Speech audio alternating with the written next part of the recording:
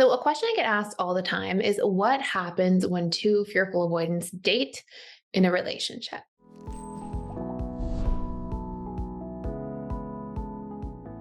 So, let's start by just talking about the different stages of relationships as a whole. I think this is really important for context when understanding how fearful avoidants operate because they tend to actually show up very differently based on which stage of the relationship they're in.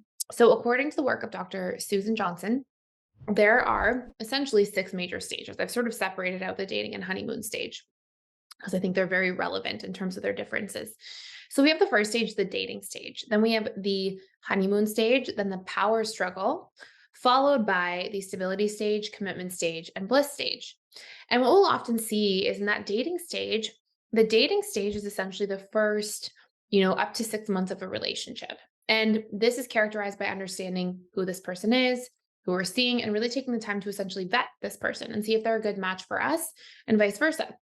Once we decide that they are, then we make some kind of commitment to this relationship. And that brings you into the honeymoon stage of relationships. This is characterized by heightened neurochemicals in terms of phenylethylamine, our attraction neurochemical, more oxytocin, the bonding neurochemical, more serotonin, dopamine. We've got this sort of like, the rose colored glasses on in the honeymoon stage of a relationship. And then we have the power struggle stage, which statistically is where most people break up. And if we make it through the power struggle stage, which by the way can last for decades for people, people can just be in a marriage and stay in the power struggle the entire time. If they do make it through, then they move into the stability and then the commitment and then the bliss. And so when you look at fearful avoidant attachment styles in those early stages of dating, one of the first things you have to understand is that fearful avoidants show up exceptionally well in the dating stage of relationships. In other words, they tend to be in a position where they're kind of on their best behavior. And the fearful avoidance side that can sometimes, be hot and cold, be push and pull, be more volatile in terms of communication, this hasn't come online yet. The reason being that we don't have a lot of our attachment style behaviors really get exhibited until once we've formed an attachment bond, like once we've actually attached to somebody. And for different attachment styles, they don't necessarily form that attachment early on. Like a lot of the time you'll see that in the dating stage, it's easy to not feel insecure, not feel jealous. There's no commitment yet. There's no trust that can be broken yet. And so we'll often see for fearful avoidance that they actually show up, in sort of the best version of themselves. It's like who they are, but without their triggers. And fearful avoidants are also exceptionally good at seeing people, at being present with people, at understanding them. And through that understanding, being able to kind of pull out what that person's interests are and find a way to connect with them over that. And so you'll have the fearful avoidant just like generally crush the dating stage, generally do super well in the dating stage. So two fearful avoidants together, they make each other feel seen and heard and understood, and they have fun, and they both usually have some needs for novelty and to do some kind of spontaneous stuff in the relationship, like take a road trip to a new place or whatever it might be. And so they tend to be really aligned in this stage. And it's sort of like fireworks, like this very deep connection. They also tend to be good at sort of getting each other to open up.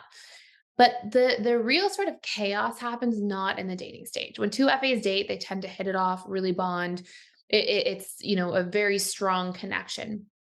It's once they get into the next stage, which is the honeymoon stage. Now, you would think that because the honeymoon stage is like that elevated neurochemical cocktail of things, that it's great. But actually, what happens is once there is a commitment made to some sort of focus on the relationship and that is essentially the rite of passage to pass into the honeymoon stage, now something can be broken. And because fearful avoidants tend to have trust wounds, it's almost like when they get into the honeymoon stage, they almost have one foot on the dock and one foot in the boat. And what I actually mean by that is one foot is in the power struggle stage and the other foot is in the honeymoon stage.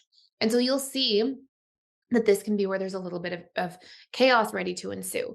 And what we'll see as a result of this is we'll see if there's two true fearful avoidance. And what I mean by true fearful avoidance is that you're not really leaning too anxious or too avoidant, too dismissive.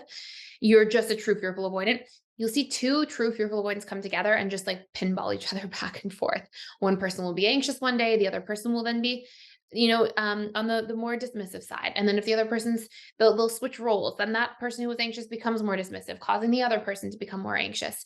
And they'll tend to like pinball each other back and forth and really polarize each other on an ongoing basis.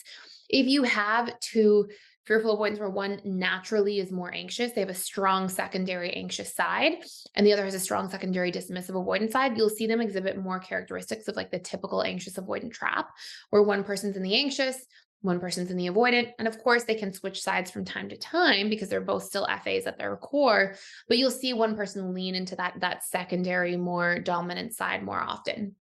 And either way, what tends to happen is essentially the connection goes from being really deep, really connected, really present, all these great things going on to kind of like going off sometimes the deep end in a sense, because there's all these really strong push pull patterns, ups and downs, volatility, sometimes people saying things they don't mean, but then it's a lot of like make up and break up, like break up, make up again, break up again. It can just kind of go through this very hot and cold, kind of confusing dynamic for each of them.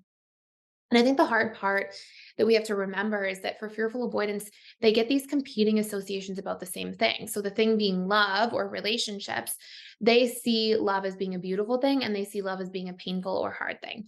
And because of these competing associations and ideas that are programmed about love, it's like they constantly, within this relationship with each other, yearn for that love, yearn for that connection, yearn for that ability to really see and be present with each other.